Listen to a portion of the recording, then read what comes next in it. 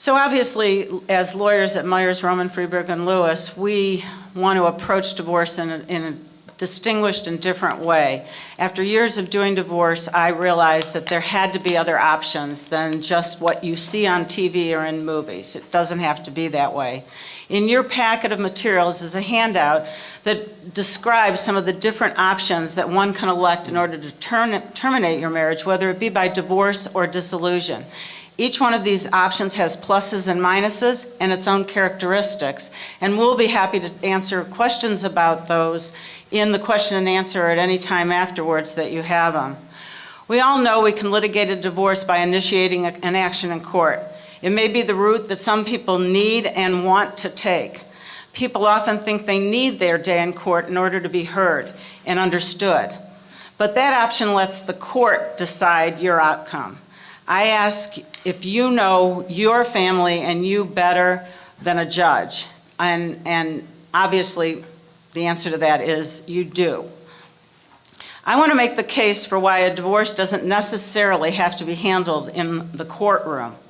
There are other legal options where the decision-making is done actually by the parties themselves, with the assistance of lawyers and an interdisciplinary team of psychologists and financial neutrals who can provide expert opinions, and where the focus is based on your stated interests and goals rather than positions that you might take, and still dealing with your fears that you've expressed are so prevalent throughout the marriage and then divorcing process, and then even after the divorce is over, those fears can be overwhelming. Divorce creates uncertainties. Removing those uncertainties by steering yourself and your family through the issues based upon your highest and best objectives is the new definition of winning. You cannot lose sight of the fact that there's a lot of emotion, as Ellen said, and possible anger, resentment, disappointment, and even a sense of failure that surrounds the event of a divorce. After all, there are reasons why you're getting divorced. You have a right to your feelings in a divorce, and you need an opportunity to express them, which litigation does not really give you a good forum to do. When you participate in a more open process, you deal with your emotional needs and fears more directly. Instead of closing doors, there are ways that we can assist with helping you keep doors open by restructuring a resolution that addresses financial security, better communication, and preservation of relationships, especially with regard to your children. It is how we divorce that really matters. It is our job, our divorce team, Jen, Ann, and I, to keep you focused on your goals and interests by fostering transparency, cooperation, and respect throughout these difficult conversations. We will provide you with tools so that you can understand the finances and your rights under the law, and will help create options for your children so that co-parenting creates a pathway for a successful transition. In my experience over the years, whether it's a litigation case or a more amicable, collaborative approach, the key is to concentrate not on stubborn positions, but to focus on exploring interests and goals and dealing with your fears and concerns through an open dialogue and inquiry with the other side. As much can be gained by listening as by talking. I'll tell you a quick story of what I tell clients in a first interview.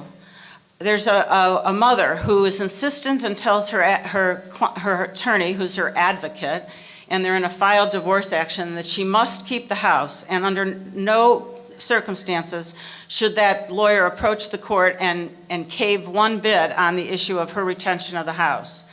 The husband's lawyer is given instructions by his client that the house has to be sold. And these are the kind of issues that are faced in the courtroom by a judge every day. How do you decide between these two very staunch positions? In a more collaborative, open approach, we search for interests and goals, and we try to understand any fears or concerns that impact the decision with regard to the house. And when you explore a little bit further, you find that the wife's reason for wanting to retain the house is that she has a 16-year-old who she's insistents his life not be disrupted, and he wants to finish school in that school district. When you explore with the father, the husband, why he wants the house to be sold, you find that the reason is because he cannot afford all the expenses of this big house and all the new support obligations that he's probably going to be facing as a result of this division of this family. In the more collaborative process, the lawyers are trained and the interdisciplinary professionals are trained to ask more questions. And when you ask those questions of those people and explore viable options for how to resolve it instead of sticking to your position, the result is that you find out that an option might be, wife, would you agree to sell that house if you get into a smaller house in that school system? And her answer is, yes, my interest is just in seeing my son graduate from his high school with his friends.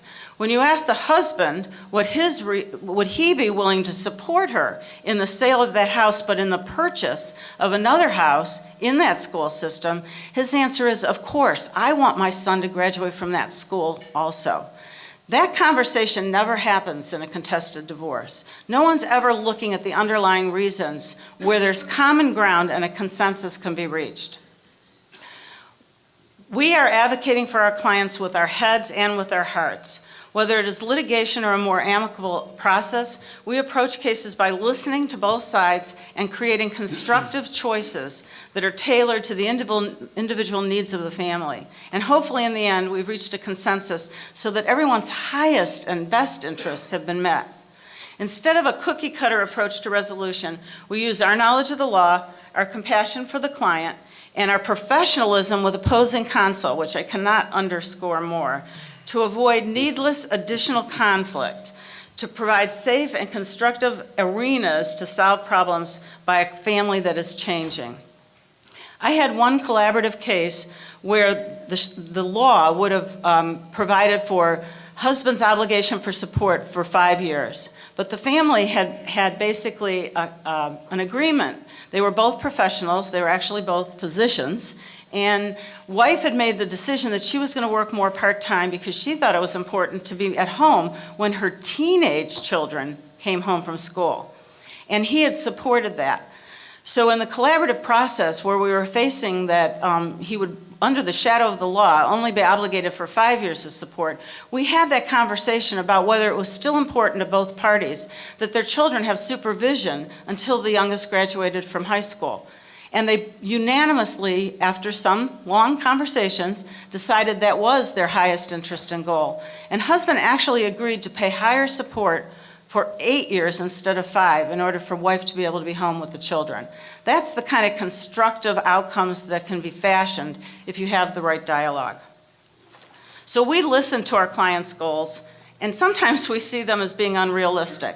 So then we have to guide them back and provide honest feedback so that they don't fight battles that cannot be won, but concentrate our efforts and, frankly, the money that's involved in hiring all these professionals to a more positive and substantive outcome. This just go on. So we're doing problem solving instead of problem creating in our process. Knowledge is power.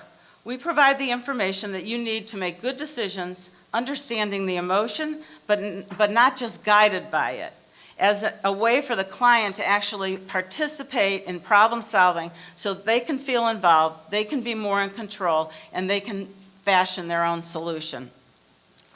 So we're building not only on the present, but we're working towards the future. While the fact of a divorce may be viewed as a failure, and many people feel that when they're going through it, it's also an opportunity to rebuild and create. And the rewards can be felt years later.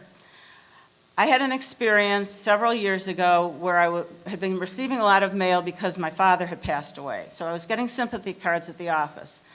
One day I opened up an envelope, and out of the envelope fell a number of like confetti graduation hat caps. And it stunned me for a minute because I expected it to be a sympathy card. It turned out it was a photograph of a young man who was graduating from high school, and he was in his military ROTC uniform. And he wrote me a really heartwarming note that said, "Thank you for having the insight when I was 4 years old to realize what would be best for me in my life, and that my father and that my grandmother and my aunt would be the one that would provide better supervision and better instruction for me in terms of my growth. And it was your help that helped me be the person that I am today." And I went, oh my God. I mean, it was 14 years later. It was not it was not a contentious divorce. It was just something that we normally do. And the reward of that came back 14 years later. Sometimes you can't get clients to understand the importance of redefining what win means. We try to keep the client focused, and we believe that the interest-based way is better than the win-at-all-costs battle. To save, like both of you said, emotion, protracted expense of litigation, and really intrusive investigations into your finances and into your parenting. The best story of what I heard was on a recent call-in show that I was involved in on the collaborative concept. A woman called in and told the story of how she was involved in a more collaborative case, and one day when she was having a hard time dealing with her emotions, she looked to her support systems for help, and she went out drinking with some of her friends. Unfortunately, she drank a little bit too much, and she ended up being stopped by the police and getting served with a ticket for DUI. That, in a normal divorce, contested divorce, would result in food for fodder for lawyers to just fight over. Now she's not a good parent. She can't transport, she's alcoholic, all kinds of things. But the divorcing collaborative process allowed the parties to talk about it. And husband thankfully recognized that it was a one-time event and not her customary character. And the divorce proceeded with a co-parenting plan for both parties. So that's an example of how divorce can turn you in a more contested way down the wrong path. Whereas when you have the conversation and you deal with the difficult issues, you really can find common ground and some understanding. At the end of the day, we can predict how things are going to be done in cases. Assets get divided, debts are allocated, children rearing is set forth. But as Holly and Ellen have touched on, when you embark on a journey down the pathway of divorce, the real question is how do you want to get divorced and where do you want to end up when it's all done? And I just want to end by saying we all have a picture of divorce, but let's change that picture of divorce. 2 or 3 years down the line from anyone you know that's going through a divorce, I want our clients and the people you know to look back and recognize that you're in a place of health and safety and security.